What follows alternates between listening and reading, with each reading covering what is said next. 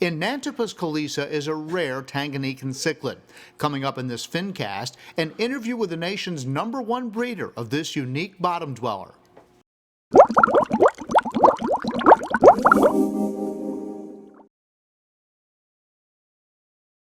One of our employees, Taylor, to come in and talk to her about setting up an aquarium, whether it's the one you're setting up now or one you're dealing with problems, she's going to send you out with the ChemiPure.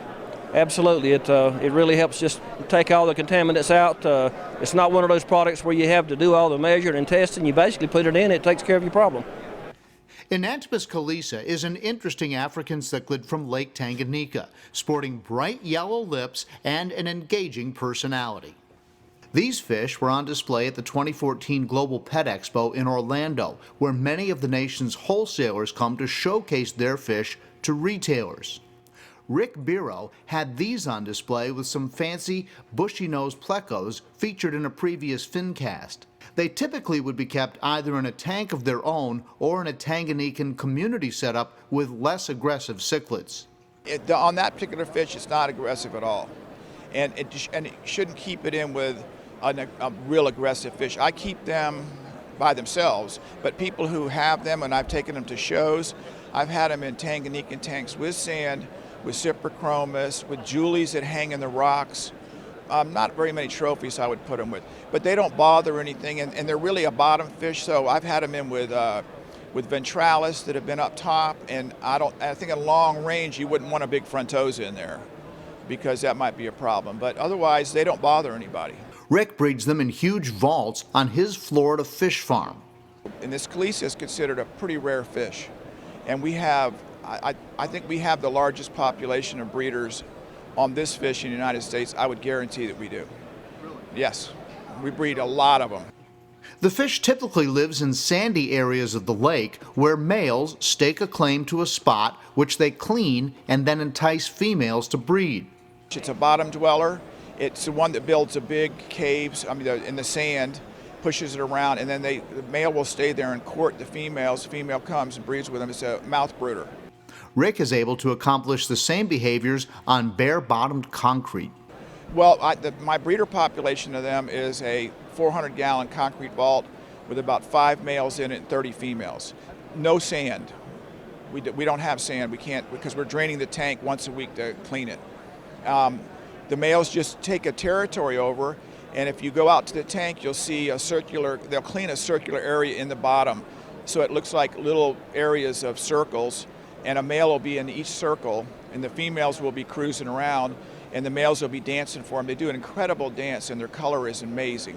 And they'll go sideways and really vibrate, and then the females will come breed. The Kilesas require the same water parameters as other Tanganyikan fish, temperatures in the high 70s, pH around 8, preferably a little above, and hard water. Rick has taken his fish to shows and was surprised when they started breeding almost immediately. But I set up a tank at the ACA several times with a Tanganyikan tank, and these fish within a day were breeding, making their berms, doing the whole works. It was incredible because I never get to see that on the farm because I'm looking from the top, and it's not an aquarium, and I have no aquariums. So thanks to Rick for sharing his knowledge about the Kilesa. He certainly knows a lot about that rare cichlid. By the way, this is Pop. This is a puppy that I'm fostering from the local SPCA. How you doing, Pop? Huh? How you doing, puppy?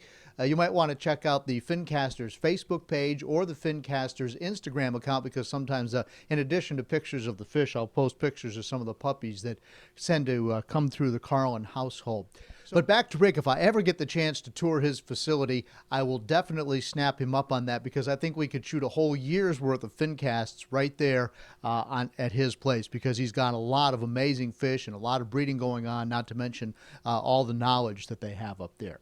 So thanks for watching. If you're new to Fincasters, you might want to check out some of my other videos. I tend to think of this channel sort of as an ongoing magazine. There's Fincasts on all different types of aquaria: freshwater, saltwater, planted aquariums, cichlids, and of course marine aquariums as well. So just come on by and start clicking around and take a look at some of the different Fincasts, and hopefully you'll like what you see. They definitely are evergreen, as we say in the video business, in that they never go out of style, and the information is always good. It's always interesting, and it's always valid.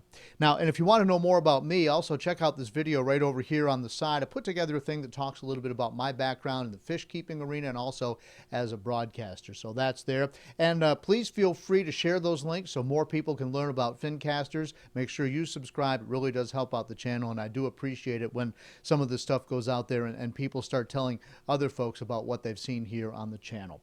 I'll put more information about the Kilesa cichlids in the description down below so you can do some additional research if you want. Say goodbye to Pop. Bye, Pop. He's a good puppy. There you go. And I'll see you in the next Fincast.